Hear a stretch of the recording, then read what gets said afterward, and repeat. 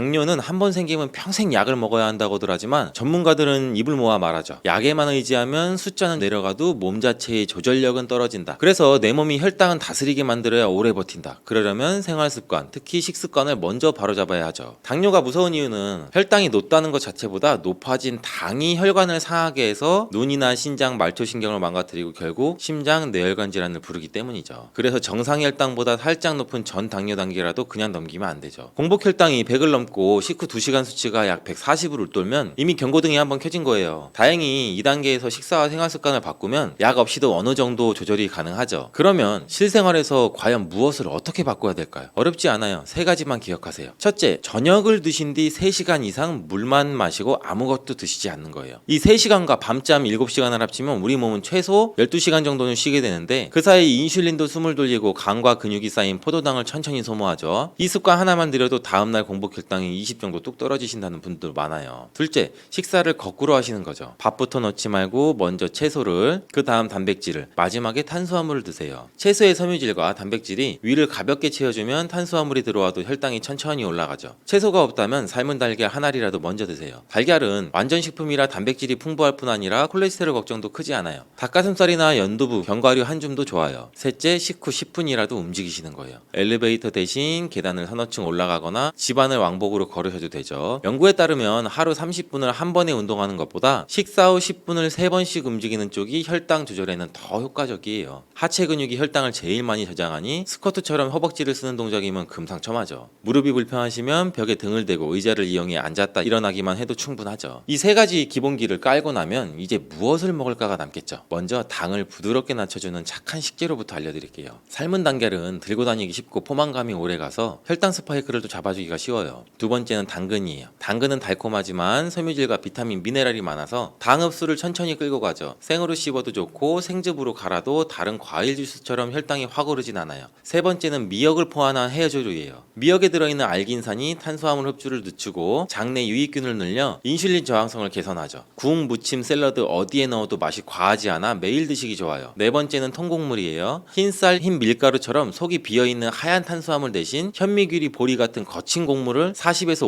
50%만 섞어도 식후 혈당 곡선이 완만해져요. 현미가 소화에 부담되면 오븐도미처럼 겉껍질을 살짝 깎은 쌀을 쓰시면 되죠. 귀리죽 한 그릇, 현미죽 한 그릇은 아침 식사 대용으로도 손색이 없겠죠. 다섯 번째는 콩과 두부예요. 콩단백은 식물성이라 지방이 거의 없고 마그네슘, 칼륨과 같은 미네랄이 풍부해서 혈압과 혈관 건강까지 보태주죠. 두부는 팩제로 들고 다니며 간식처럼 드셔도 되고 국, 볶음 어디에 넣어도 잘 어울리죠. 견과류 한 줌, 올리브유 약간, 들깨가루도 혈당을 천천히 올려주는 건강한 지방 공급원이죠. 단, 무첨가, 무가당 제품인지 라벨을 꼭 확인하시고요. 피해야 할 음식도 짚어야겠죠. 첫 번째는 말린 과일. 수분이 빠진 자리만큼 당 성분이 농축돼서 한 줌만 집어도 혈당이 훌쩍 올라가요. 같은 과일이면 생과일 그대로 드시는 편이 낫고, 둘째는 각종 단맛 음료예요. 비타민 음료 한 병에 각설탕 한 8개가 들어가니 식단 관리가 무용지물이 되겠죠. 제로라고 적혀 있어도 인공감미료가 인슐린 감수성을 흐린다는 보고가 많으니 가급적 물이나 설탕 없이 우린 차를 선택하세요. 셋째는 설탕이 듬뿍 들어간 믹스커피. 하루 2-3잔씩 계속 쌓이면 혈당은 물론 체지방까지 늘어나겠죠. 카페인이 필요하면 혈당 없는 아메리카노로 바꿔보세요. 또 하나 놓치기 쉬운 게 흰 밀가루죠. 새하얀 빵과 국수, 케이크, 과자는 속이 비어 있어서 입에 넣는 즉시 포도당으로 풀리죠. 빵이 먹고 싶을 때는 통밀빵으로, 면이 당길 때는 메밀면이나 겉면에 채소를 듬뿍 한번 넣어보세요. 국물은 되도록 남기면 나트륨과 탄수화물 섭취는 절반은 줄일 수가 있어요. 혹시 나는 살이 빠져서 힘든 마른 당뇨인데 더 먹으라니 겁이 난다 하시는 분도 계시죠. 이런 경우에는 오히려 일정한 열량을 꾸준히 섭취해 근육량을 늘려야 돼요. 밥은 흰쌀보다는 잡곡과 고구마, 단호박 같은 복합 탄수화물로, 단백질은 달걀, 두부, 생선을, 지방은 견과류, 올리브유 같은 좋은 기름으로 채우면 혈당은 안정되고 체중도 서서히 회복되죠. 반면에 체중이 많이 나가는 분은 식사량을 10%만 줄이고 탄산음료, 과자처럼 비어있는 열량을 끊는 것만으로도 체중과 혈당이 함께 내려가죠. 아침에는 귀리죽 반 공기에 미역국, 삶은 달걀 한 알, 김치 작은 접시, 점심은 현미, 힐산 5대5로 지은 잡곡밥 반 공기에 채소볶음, 두부부침, 된장국, 식사 전에 상추, 오이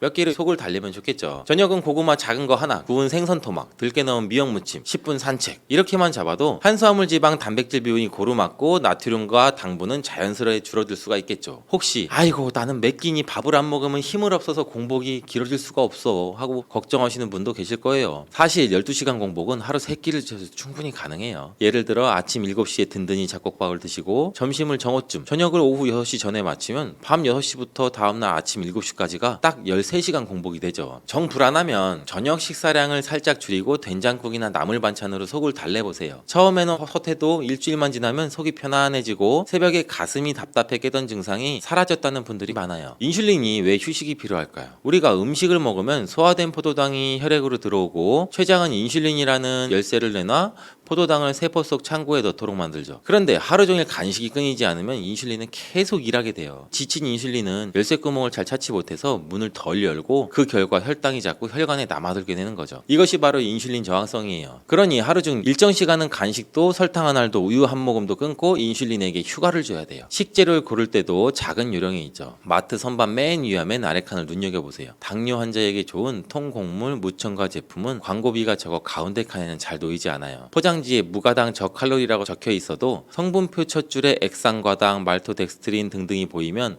카트에 넣지 않는 것이 안전하죠. 반면에 현미 70, 귀리 20처럼 식물 이름이 길게 적혀 있으면 대체로 믿을만 하죠. 같은 감자라도 튀기면 혈당 지수가 70이 넘지만 껍질째 쪄서 식혀서 샐러드로 먹으면 50대로 내려가죠. 식히는 과정에서 저항성 덤분이 생겨 장까지 내려가 유익균의 먹이가 되고 포도당 흡수를 늦추기 때문이죠. 고구마도 마찬가지예요. 김이 모락모락 날 때 바로 먹는 것보다 한 김 식힌 뒤 먹으면 혈당 상승 속도가 한결 완만해지죠. 짠맛도 조심해야 돼요. 나이가 들수록 미각이 둔해져 양념을 세게 하는데 나트륨 과잉은 신장에 무리를 받아서 인슐린 저항성도 높여요. 김치나 된장, 젓갈은 적당히 드시되 시판 조미료, 라면, 스프, 소시지, 양념처럼 첨가된 소금은 반드시 줄이셔야 돼요. 아침 혈당을 재는 습관이 아직 안 들이셨다면 오늘부터 달력이나 노트 안쪽에 숫자를 한번 기록해보세요. 6월 25일 전날 저녁 간식 없음, 10시 취침, 이런 식으로 간단히 메모해도 좋죠. 닷새만 지나도 본인에게 맞는 패턴이 보일 거예요. 95 정도로 떨어졌다면 보통 그 전날 스트레스를 덜 받고 일찍 주무셨을 때 얘기고, 이렇게 원인을 찾고 바로잡는 과정이 약보다 값진 맞춤 처방이 되겠죠. 운동 이야기를 좀 더 해보면 나이가 70인데 무슨 운동을 하고 손살해지시는 분들은 저는 10+3 법칙을 권해요. 아침 식후 10분 산책, 점심 10분 계단 오르기, 저녁 식후 실내 자전거. 허리가 약하면 의자에 앉아 발끝으로 책을 잡아 올렸다 내려놓는 동작을 반복해보세요. 발바닥이 저리고 시린 분은 수건을 깔고 맨발로 공을 굴리는 족저 마사지만 해도 혈류가 활발해져요. 또 하나, 나무 그늘에서 심호흡을 하며 5분간 눈을 감아보세요. 복식 호흡을 하면 코르티솔이 자연스럽게 안정돼 혈당이 자연스럽게 내려갈 수가 있어요. 독일의 12년 연구에서도 만성 스트레스를 방치하면 당뇨 위험이 45% 정도 높아진다고도 해요. 짧게라도 숨고르기 시간으로도 큰 도움이 될 수가 있겠죠. 통밀빵이 당길 때는 삶은 달걀, 채소를 끼워서 샌드위치를 만들고 설탕 없는 머스타드만 살짝 바르시고, 이렇게 드시면 10분 산책을 더하면 식후 혈당이 40 정도 덜 오른다는 실험 결과도 있어요. 액상 과당이 들어간 과일만 요구르트, 과일즙, 건강 음료에도 당연히 주의가 필요하고, 같은 사과라면 껍질째 천천히 씹어 드시는 편이 훨씬 더 좋고, 사과 반 개가 텁텁하다면 땅콩버터 티스푼 하나 곁들이세요. 지방이 당 흡수를 늦추고 포만감을 더해줄 거예요. 집안일도 운동이 되죠. 걸레질, 빨리 넘기, 화분 돌보기, 손주 하나 올리니 전부 유산소의 근력에 해당되죠. 호흡을 3번 길게 내쉬고 천천히 동작을 이어가면 안전하고 효과가 크죠. 이렇게 하루 약 200칼로리만 더 소비돼도 한 달에 체지방이 1kg 이상 줄어들겠죠. 약은 사다리예요. 혈당이 매우 높을 때는 사다리를 붙잡고 빨리 내려오는 게 맞지만, 내려온 뒤에는 생활 습관이 초석을 다져 다시 매달리지 않아도 되도록 해야 되죠.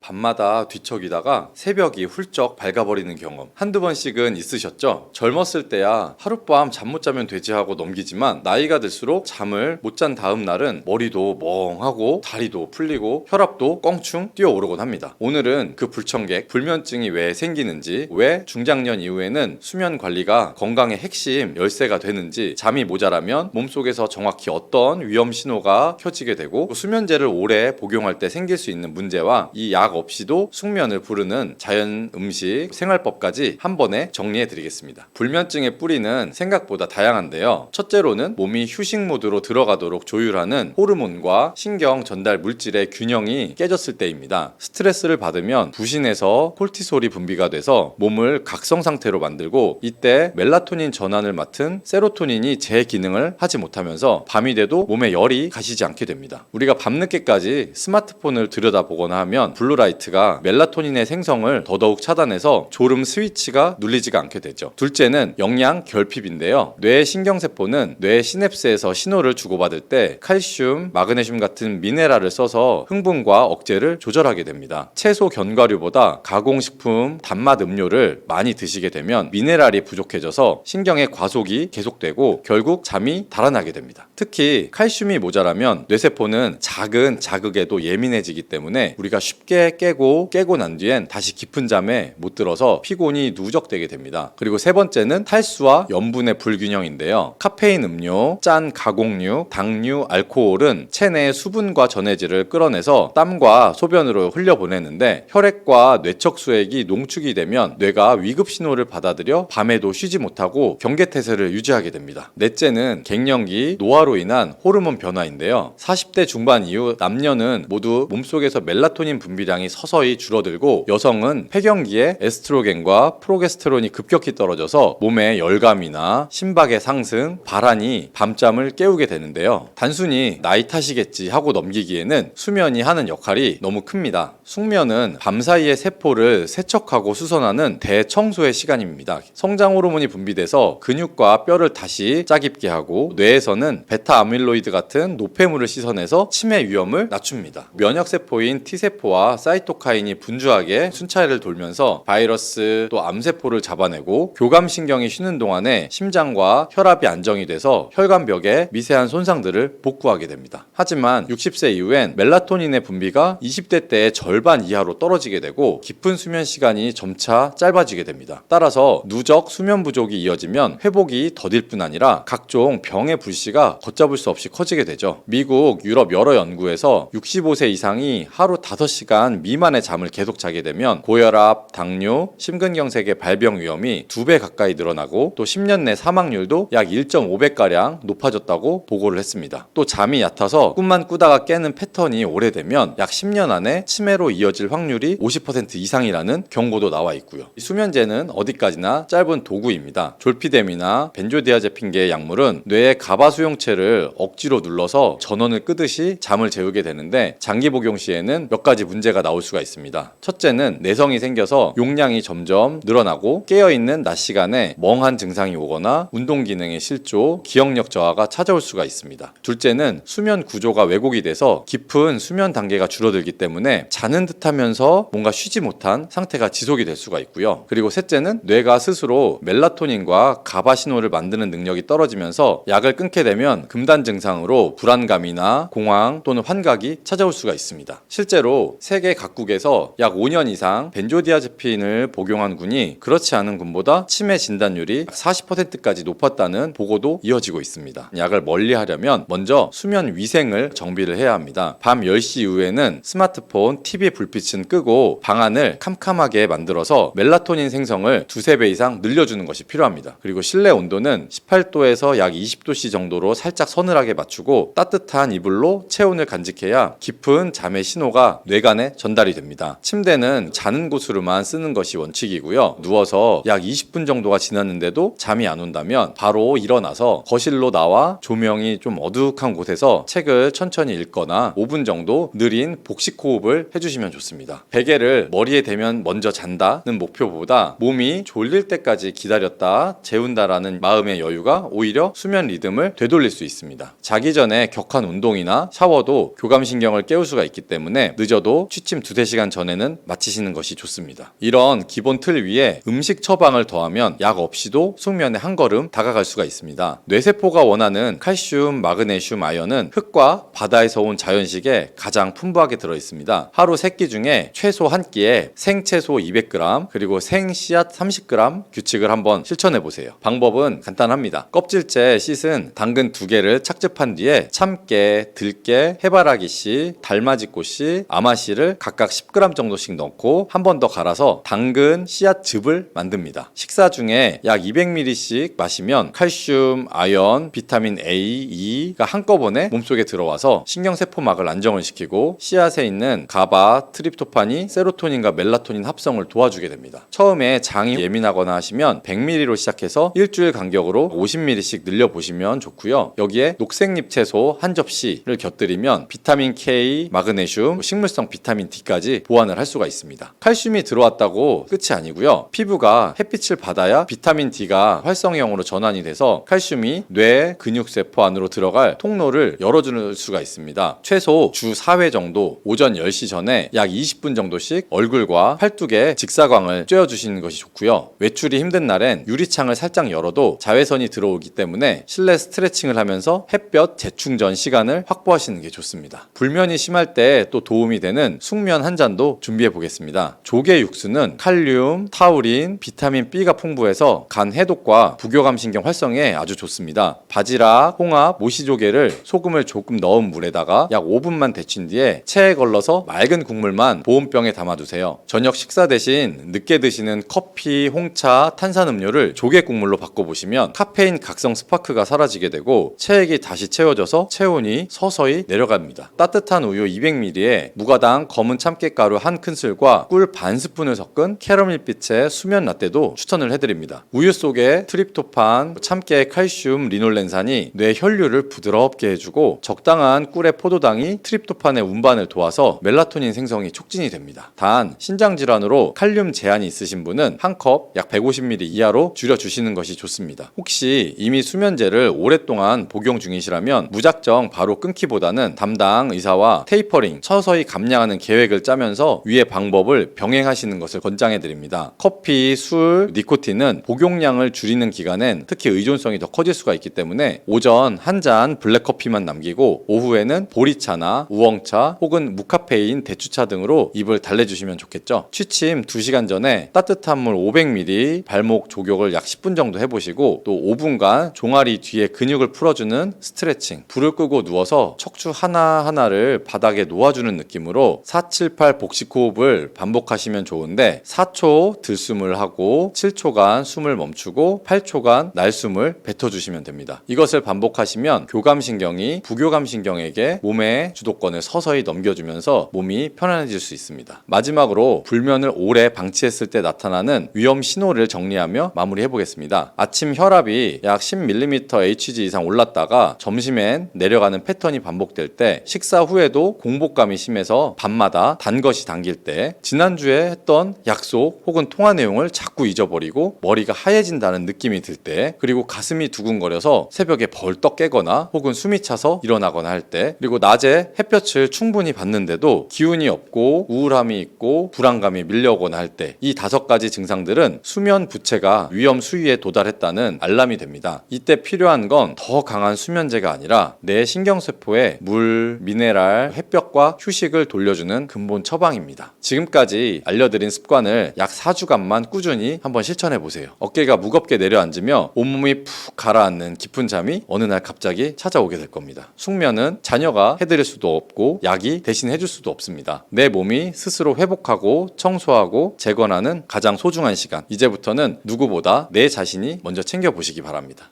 오늘 아침 화장실에 갔더니 소변에 거품이 잔뜩 생겨서 깜짝 놀라셨나요? 어제 기름진 음식을 좀 많이 먹어서 그런가 하고 대수롭지 않게 넘기셨다면, 거품류는 우리 몸의 정수기, 즉 신장이 SOS를 신호를 보내는 첫 징후일 수가 있어요. 40년 넘게 커피 한 잔 마시며 동네 이야기 나누던 한 어르신도 설마 내 신장이 문제겠어 하다가 뒤늦게 병원에서 만성 신장질환 3기를 진단받아 크게 놀라셨다고 해요. 이렇듯 의외의 사소한 변화가 평생 지켜온 건강에 경고음이 될 때가 있어요. 지금부터 60대 이후에 특히 주의해야 될 신장을 망치는 식습관과 하루 3끼만 조금 고쳐도 신장을 살리는 식습관을 번갈아 소개해 드릴게요. 영상을 끝까지 보시면 나도 모르게 이런 실수를 해왔네 라고 고개를 끄덕이실 수도 있고, 당장 내일부터 실천할 수 있는 쉽고도 효과적인 방법을 얻어가실 수도 있을 거예요. 짜는 식을 좋아하는 김철수 어르신 얘기부터 해볼까요? 김 어르신은 국물 없이는 식사가 안 된다고 하셔서 매 끼니마다 된장찌개, 김치찌개, 어묵국을 넉넉히 끓여 드셨어요. 문제는 한 숟가락에 200mg이 넘는 나트륨이 들어간다는 사실을 모르고 계셨죠. 나트륨이 과하면 신장은 소금을 몸 밖으로 내보내느라 과로를 하고 혈관 속 압력이 올라가면서 붓기와 고혈압이 찾아오죠. 실제로 김 어르신은 오후만 되면 발목이 땡땡 부어 슬리퍼가 꽉 끼고 밤에 2-3번 화장실을 가느라 숙면을 못 취했어요. 해결책은 의외로 간단했죠. 밥상에 국 대신 따뜻한 보리차 한 잔, 그리고 젓가락 식사였죠. 처음에 국이 없으면 밥을 못 삼켜 하시는 어르신도 일주일쯤 지나자 붓기가 빠지면서 몸이 훨씬 가벼워졌다고 해요. 짠맛이 그리울 땐 청양고추 2조각, 통후추 살짝 뿌려서 향을 한번 살려보세요. 향이 강해지면 적은 송업으로도 만족감을 얻을 수 있으니 신장이 쉴 틈을 가지게 되는 거죠. 반대로 나 단백질 좀 챙겨야 해 라면 매 끼니 고기를 듬뿍 올려 드시는 분들로 주의가 필요해요. 남대문 시장에서 낙지볶음집을 30년간 운영하다 은퇴하신 이영희 사장님은 체력을 유지하려고 매일 아침 소고기 미역국에 달걀 후라이 2개를 드셨죠. 단백질은 근육 유지에 필수지만 과다하게 섭취하면 분해 과정에서 이 질소 노폐물을 많이 생겨 신장이 이를 거르느라 혹사당해요. 이 사장님은 아침마다 속이 더부룩하고 얼굴이 푸석해졌다고 하셨는데 검사를 해보니 크레아틴 수치가 높아져 있었죠. 해결책은 단백질의 양이 아니라 질을 바꾸는 거였어요. 붉은 고기 바늘, 양배추, 오이, 당근, 생채소로 대체하고 단백질은 살코기 70g, 두부 3분의 1모, 흰살 생선 같은 저지방 소스로 나눠서 섭취를 했죠. 2달 만에 혈액검사 수치가 정상 범주로 돌아왔고 무엇보다 새벽에 눈이 번쩍 떠지고 발걸음이 가볍다는 말을 들을 수가 있었죠. 또 하나, 우리가 건강 간식이라고 믿고 먹는 바나나, 감자칩, 토마토 주스를 한 번에 많이 드시는 습관도 신장에는 적신호예요. 칼륨이 풍부한 음식은 심장과 근육엔 좋은데 이미 신장 기능이 떨어진 분들은 칼륨은 배출하지 못해서 고칼륨 혈증으로 이어질 수가 있죠. 서울 노원구에 사는 박땡땡 할머니는 혈압약과 이중제를 복용 중인데 TV에서 바나나가 피로회복에 좋다는 말을 듣고 하루에 3개씩 어느 날 갑자기 팔다리가 저릿하고 맥박이 불규칙해져서 응급실에 가보니 칼륨 수치가 기준치의 2배였대요. 의사 선생님은 신장 기능도 약해져서 칼륨을 못 내본다고 설명했죠. 그 뒤로 박땡땡 할머니는 바나나를 하루 반개 이하로 줄이고 대신 칼륨이 낮은 사과배, 포도 같은 과일을 소량씩 자주 드셨어요. 물 2리터를 하루 동안 나눠 마시면서 소변량을 늘려줬더니 저릿함도 사라지고 혈압도 한결 안정되었다고 해요. 이쯤에서 그래 짜게 먹지 말고 단백질 칼륨 조절하는 거 알겠는데 대신 무엇을 어떻게 먹어야 하지라는 의문이 드실 거예요. 여기 60대 이후분들이 실생활에서 쉽게 실천할 수 있는 3가지 신장 살리는 한 끼 공식을 알려드릴게요. 첫째, 95% 물이라 부리는 오이를 매일 꾸준히 드세요. 썰어놓은 오이 두어 조각을 식사 중간중간 씹어 드시면 자연스럽게 수분 보충이 되고 인뇨작용이 촉진돼서 신장이 노폐물을 덜 힘들게 배출해요. 둘째, 당근과 사과를 함께 갈지 말고 시간차로 드세요. 예를 들어 오전 간식으로 당근 주스를 드시고 저녁에는 사과와 함께 껍질째 드시면 되죠. 당근의 이 베타카로틴이 신장세포를 보호하고 사과의 사과산 퀘르세틴이 혈관을 청소해줘서 신장으로 가는 피를 맑게 만들어줘요. 셋째, 양배추, 브로콜리 같은 저칼륨 채소를 가급적 찜보다는 생 또는 살짝 데친 형태로 드세요. 너무 삶으면 칼륨은 빠져도 비타민 효소가 파괴돼서 신장이 좋아할 재료가 줄어들기 때문이죠. 물 마시는 요령도 중요하죠. 아침에 일어나자마자 미지근한 물 300ml, 점심과 저녁 식후 2시간 뒤 각각 300ml, 그리고 취침 1시간 전 200ml. 이렇게 하면 하루 1에서 한 1.2리터가 되는데 여기에 식사 중간에 마시는 보리차, 옥수수 수염차 등등 합치면 1.8리터 정도 돼요. 물을 한 번에 많이 마시면 오히려 혈액 삼투압이 급격히 떨어져서 심장에 부담을 줄 수가 있으니 작은 컵으로 자주가 핵심이에요. 평생 물을 많이 드셨다는 전주 사는 이땡땡 할아버지는 물을 많이 마시니 소변빛이 맑아지고 밤중 화장실 횟수가 줄었다면서 가족 모임 때마다 물병을 챙겨 다니시곤 한다고 해요. 가공식품 이야기도 빼놓을 수 없죠. 손자, 손녀가 사다주는 컵라면, 햄버거, 소세지 한 번쯤은 간단히 때우고 싶은 마음도 드시죠. 하지만 이런 음식에는 염분뿐 아니라 인공색소, 방부제 등 무기인산염이 숨어 있어요. 무기인산염은 혈관에 염증을 일으켜 신장세포를 빠르게 소모시키는 주범이에요. 실제로 하루 한 끼씩 편의점 식사를 하던 양땡땡 여사님은 사구체여 과일이 1년 새 70에서 55%로 떨어졌대요. 지금은 냉동실에 두부, 낫또, 통곡물빵을 넣어서 두고 바쁠 때 두부 한 모 데우고 올리브유 살짝 뿌린 뒤 현미빵에 곁들여 드세요. 준비시간 5분, 나트륨은 컵라면의 5분의 1도 안 되죠. 혹시 나는 원래 몸이 잘 붙는 체질 아니야? 나이 들면 다 그런 거지 하고 스스로를 위로하고 계세요? 작은 무심함이 뒤늦게 큰 후회로 돌아오기도 해요. 발목이 꽉 찼던 신발이 갑작스레 헐렁해졌다는 이웃 김땡땡 할머니는 국물과 소금을 줄이고 오이, 양배추, 당근을 꾸준히 섭취했더니 부종이 빠졌다면서 환하게 웃으셨죠. 무엇보다 눈에 띄게 달라진 건 피곤해서 낮잠을 자지 않아도 된다는 점이라네요. 신장 기능이 재기능을 하면 혈액 속에 있는 노폐물이 줄어들고 결과적으로 피로물질도 덜 쌓이니 활력이 되살아나는 거죠. 물론 이미 만성 신장 질환으로 진단받으신 분들은 반드시 주치의와 상담하면서 식단을 조절하는 게 좋고 칼륨 수치를 주기적으로 확인해야 되고 신장에 무리가 가지 않는 선에서 수분, 단백질, 염분 조절이 필요하죠. 하지만 아직 병원에서 경계 단계라는 말을 들으신 정도라면 지금 말씀드린 소금 절감, 단백질 관리, 칼륨 분산, 섭취 가공식품 줄이기, 적절한 수분 섭취만으로도 하더라도 신장은 충분히 회복의 기회를 가질 수가 있겠죠. 돌이켜보면 우리 부모님 세대는 고단백 고지방이 귀하던 시절을 지나오면서 고기 많이 먹어야 힘난다, 국은 밥상의 기본이다 라는 믿음을 갖고 살아오셨죠. 그러나 지금 우리는 평균 수명 90세 시대를 맞아 오래 사는 것보다 건강하게 사는 것이 더 절실해졌죠. 하루 3번의 식탁이야말로 약이 될 수도 독이 될 수도 있죠. 오늘부터라도 국 한 숟가락 덜고 오이 한 조각 얹고 사과 하나를 껍질째 씹어보시면 어떨까요? 어느새 아침이 개운하고 다리가 가볍고 혈압이 한눈에 안정되는 변화를 직접 체험하시게 될 거죠. 신장은 내가 고맙다라고 말하지 않아요. 다만 소리 없이 잘 걸러주고 깨끗한 피를 온몸에 흘려보내주죠. 여러분의 다음 20년 신장이 편해야 삶이 편하네요. 오늘 저녁 식탁에서 바로 실천해보세요. 작은 변화가 큰 건강을 지켜줄 수 있을 거예요.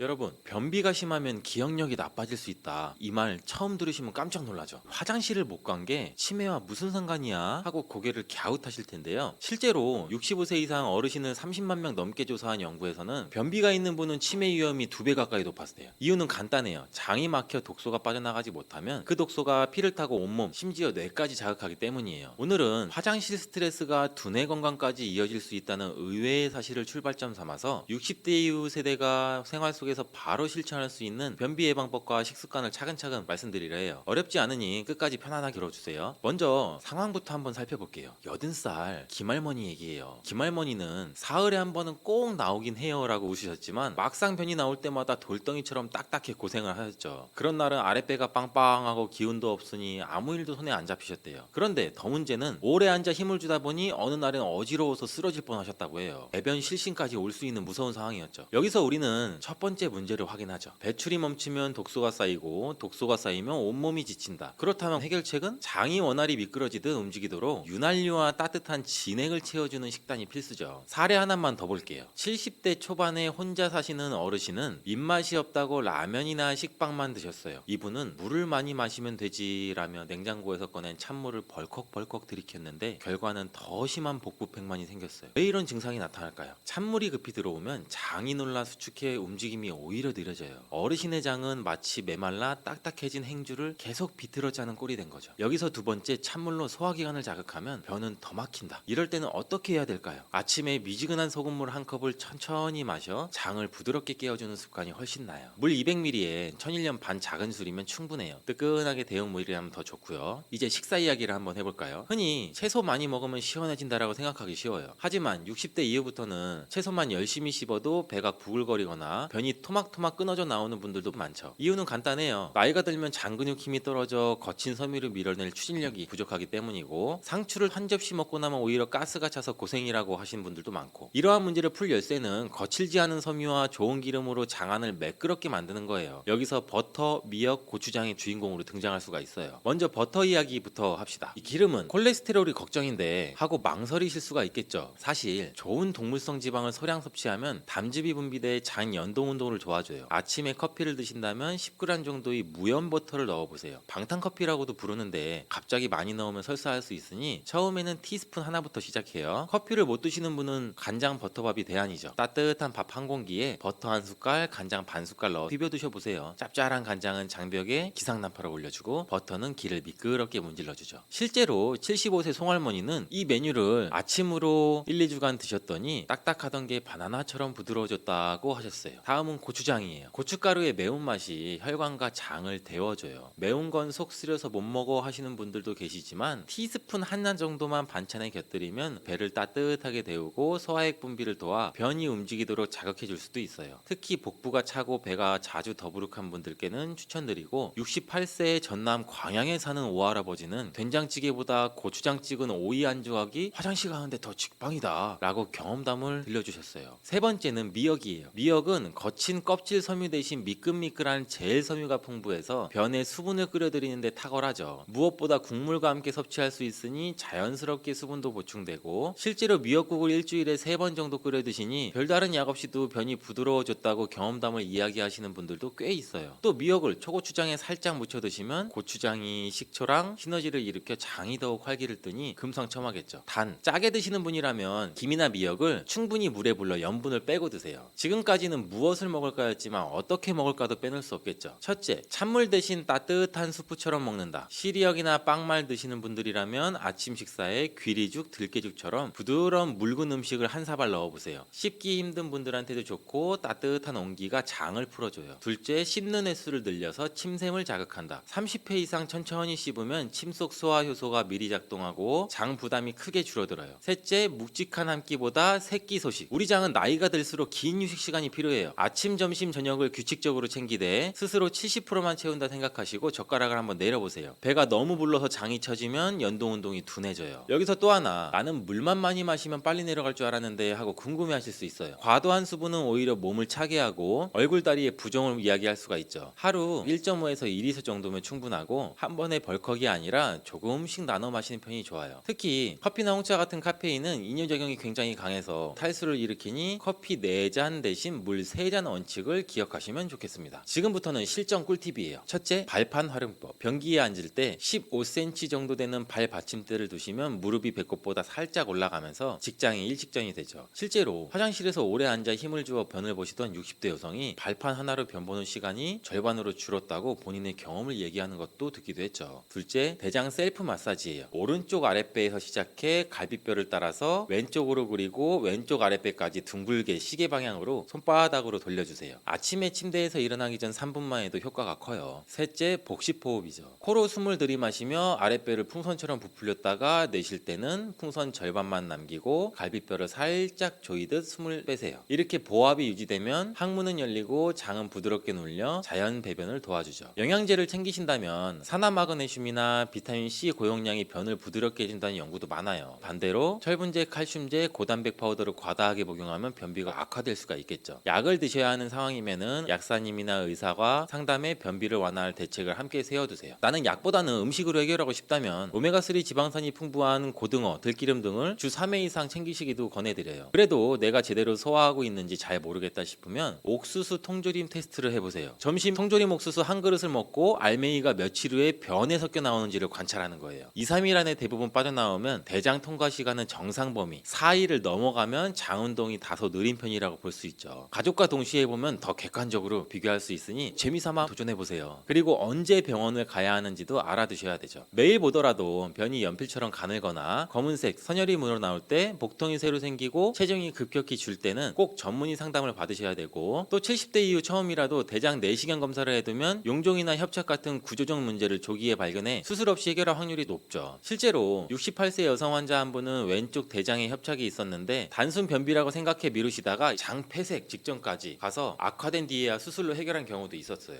노인 변비는 단순히 불편함에 그치지 않고 실신이나 장 폐색 심하면 치매 위험까지 높일 수 있는 중요한 건강 신호예요. 거친 채소만 많이 먹자는 옛 관념에서 벗어나 버터나 고추장, 미역처럼 장을 미끌거리게 하고 장을 깨워주는 음식과 따뜻한 소금물, 규칙적인 식사 시간을 통해 장 속에 진액과 윤기를 한번 채워줘 보세요. 발판, 마사지, 복식호흡 같은 작은 습관이 약보다 강력한 처방이 될 수가 있죠. 무엇보다 오늘 화장실에서 편안했는가를 매일 스스로 한번 체크하신다면 장도 뇌도 더 오래 건강할 수가 있겠죠.